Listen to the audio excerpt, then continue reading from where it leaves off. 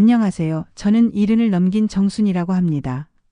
젊은 시절 남편과 함께 경남 통영의 작은 어촌에서 살았습니다. 찬바람 부는 겨울이면 손이 갈라지고 발이 터져도 바다로 나가야 했지요. 파도가 높아지는 날이면 생계를 위해 어쩔 수 없이 위험을 무릅쓰고 조업을 나갔습니다. 배 위에서는 늘 바닷물이 옷을 적셨고 무거운 그물을 끌어올릴 때면 온몸이 비명을 질렀습니다. 그래도 어린 아들 둘을 키워야 했기에 이를 악물고 버텼습니다. 하루하루가 전쟁 같았지만 아이들이 밥 굶지 않고 학교에 다니는 것만으로도 감사했습니다. 시간이 흘러 두 아들은 장성했고 모두 서울로 올라가 자리 잡았습니다. 한 명은 은행에, 또 한 명은 IT 회사에 들어가 남부럽지 않게 잘 살고 있었습니다. 저는 그런 아이들이 그저 대견하고 자랑스러웠습니다. 그래서 더는 바다에 나가지 않아도 된다는 기쁨을 느끼며 남편과 함께 통영집에서 조용한 노년을 보내고 있었습니다. 그런데 어느 날 작은 아들이 뜻밖의 제안을 했습니다. 엄마, 이젠 서울 올라오세요. 여기서 같이 지내요. 그 말에 마음이 설렜습니다. 시골에서 쓸쓸히 늙어가는 것보다 자식들과 가까이 사는 게 낫겠다 싶었지요. 남편은 바닷가를 떠날 생각이 없다고 했지만 저는 오래 고민 끝에 짐을 꾸렸습니다. 그렇게 제 인생의 또 다른 여정이 시작되었습니다. 서울에 도착하던 날 하늘은 유난히 맑았습니다. 커다란 짐가방을 끌고 아들의 아파트 앞에 섰을 때 심장이 두근거렸습니다. 작은 아들은 환하게 웃으며 저를 맞아주었고 옆에 있던 며느리도 어색하지만 웃으며 인사를 건넸습니다. 손주들은 신기한 듯 저를 쳐다보다가 이내 달려와 안겼습니다. 순간 가슴이 뭉클했지요. 아들의 집은 생각보다 넓었습니다. 방도 3개나 되고 거실도 햇살이 잘 들어 따뜻했습니다. 며느리는 제가 머물 방까지 정성껏 준비해 두었습니다. 새로 산 이불과 작은 화분까지 놓여 있었지요. 편하게 지내세요, 어머니. 며느리의 말에 눈물이 핑 돌았습니다. 첫날 저녁 오랜만에 온 가족이 모여 식사를 했습니다. 웃음꽃이 피었고 손주들의 재롱에 시간 가는 줄 몰랐습니다. 아, 내가 드디어 편히 쉴 수 있는 곳에 왔구나. 그렇게 생각했습니다. 그날 밤 잠자리에 들면서 오랜 세월 바다에서 견뎌온 고생이 주마등처럼 스쳐갔습니다. 이제는 손주들 웃음소리 들으며 따뜻하게 살 수 있겠다는 안도감에 잠이 들었습니다. 하지만 그 평온은 오래가지 않았습니다. 시간이 지나면서 서서히 변화를 느끼기 시작했습니다. 처음에는 사소한 일이었습니다. 손주들 방학이 시작되면서 집이 붐비기 시작했는데 며느리가 조심스럽게 말을 꺼냈습니다. 어머니, 아이들 방이 좀 좁아서요. 당분간 찜질방에 계시면 어떨까요? 처음엔 농담인 줄 알았습니다. 하지만 며느리의 표정은 진지했습니다. 아들도 옆에서 멋쩍게 웃으며 거들었습니다. 엄마, 요즘 찜질방 시설 좋대. TV도 있고 음식도 맛있고. 서운했지만 아이들 방해가 되지 말자는 마음에 알겠다고 했습니다. 그렇게 가방 하나 들고 찜질방으로 향했습니다. 찜질방은 따뜻했지만 집 같은 편안함은 없었습니다. 딱딱한 매트에 누워 천장을 바라보는데 눈물이 고였습니다. 내가 여기서 뭘 하고 있나 싶었습니다. 남편 생각이 간절했고 통영 바닷바람이 그리웠습니다. 그래도 스스로를 다독였습니다. 며느리도 힘들겠지. 아이들 키우느라 정신없을 테니 이해하자. 그렇게 며칠을 찜질방에서 보내다 집으로 돌아왔습니다. 그런데 문제는 그 다음부터였습니다. 집으로 돌아온 뒤에도 어딘지 모르게 어색한 기운이 감돌았습니다. 며느리는 예전처럼 밝게 웃지 않았고 작은 아들도 바쁘다는 핑계로 대화를 피했습니다. 손주들도 점점 저를 불편해하는 듯한 눈치를 보였습니다. 밥상머리에서도 어쩐지 제가 낄 자리가 없다는 느낌이 들었습니다. 며느리는 저녁 식사 후에도 저를 외면한 채 설거지를 하거나 방으로 들어가 버리곤 했습니다. 처음엔 제가 예민해서 그런 줄 알았습니다. 하지만 시간이 갈수록 확신이 들었습니다. 이 집에서 저는 손님이자 짐 같은 존재가 되어버린 거였습니다. 예전처럼 함께 웃으며 식사하는 시간도 사라졌고 손주들과도 자연스레 거리가 생겼습니다. 작고 사소한 일상에서도 저를 조심스럽게 대하거나 피하는 모습이 느껴졌습니다. 말 한마디 건네기도 조심스러워졌고 저 또한 점점 입을 닫게 되었습니다. 한 번은 며느리가 거실 청소를 하다가 조심스럽게 말했습니다. 어머니, 다리가 불편하시면 이불을 깔지 마시고 소파에서 쉬시면 좋겠어요. 그 말을 듣고는 가슴이 덜컥 내려앉았습니다.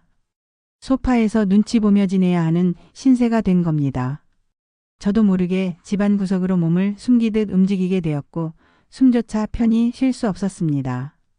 어느새 제자리란 게 이 집에 없다는 걸 절감하게 됐습니다.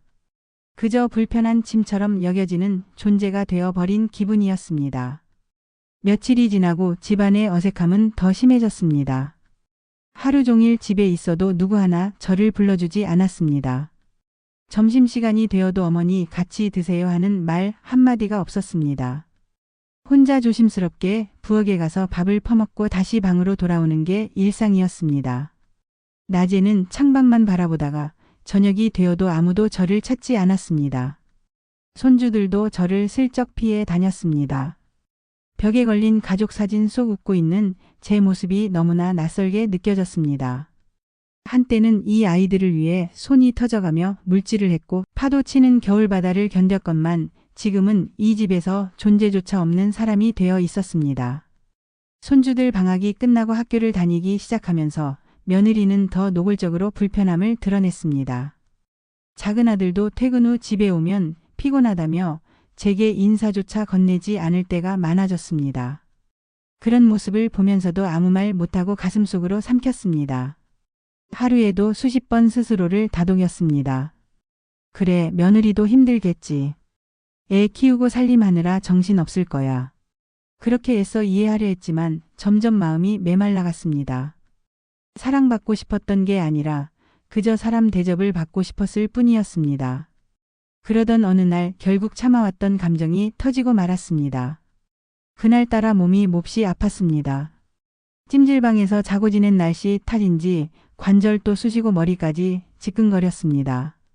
부엌에 가서 물을 마시려다 다리에 힘이 풀려 그만 거실 바닥에 털썩 주저앉고 말았습니다. 놀란 손주가 며느리를 불렀고 며느리는 얼굴을 찌푸리며 달려왔습니다. 그런데 그 다음 며느리 입에서 나온 말은 제 가슴을 후벼 팠습니다. 어머니 괜찮으세요? 혹시 병원 가야 하면 우리 좀 곤란한데요. 그 말에 피가 거꾸로 솟는 것 같았습니다. 걱정보다 먼저 나온 게 곤란하다는 말이라니.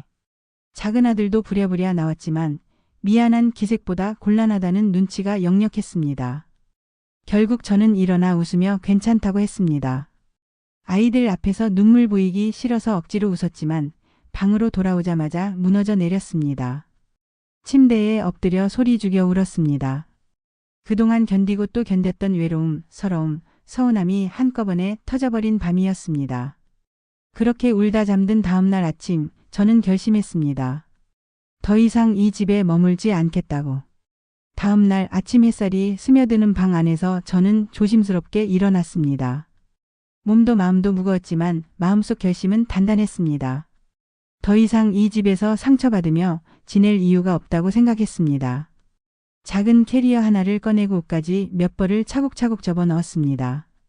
많은 것을 챙기고 싶지도 않았습니다. 그저 가장 필요한 것들만 담기로 했습니다.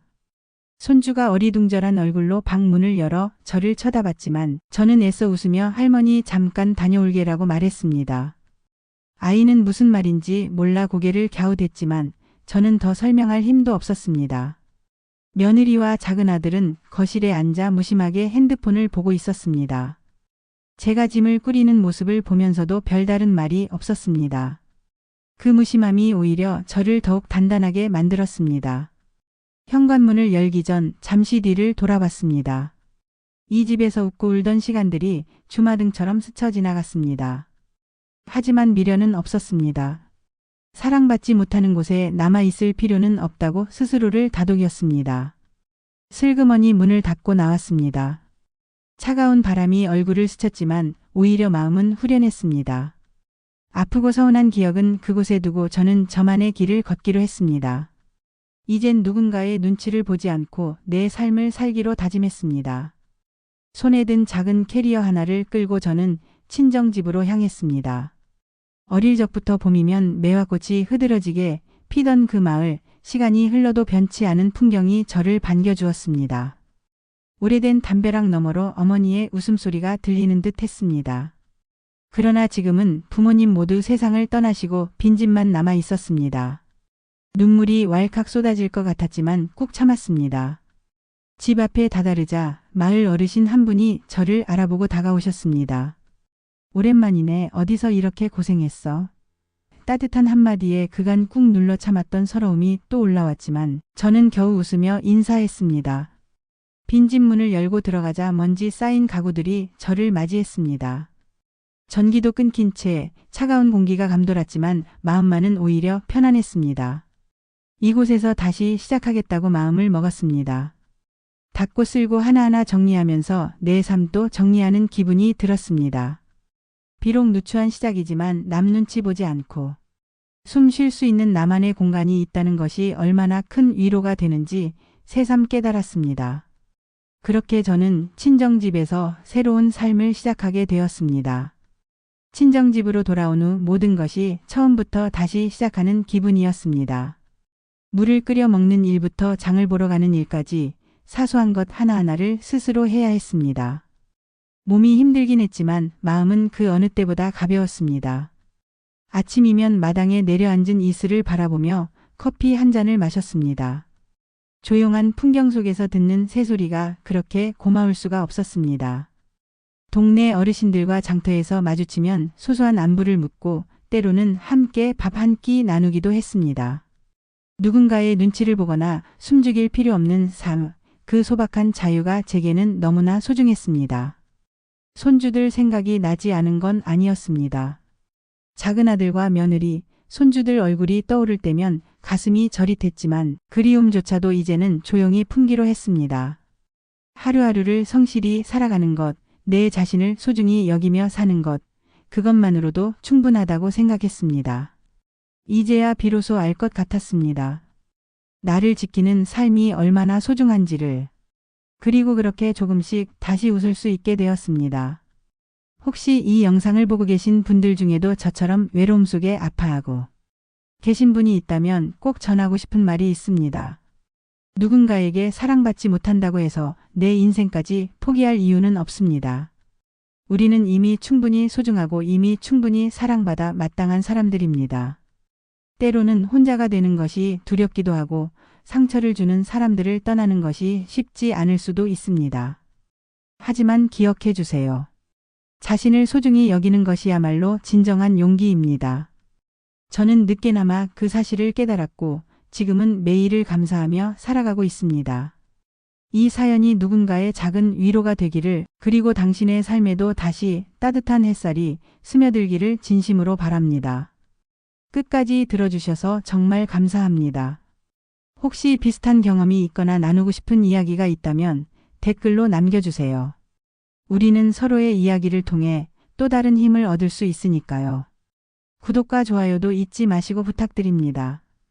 다시 만날 그날까지 모두 행복하시길 바랍니다.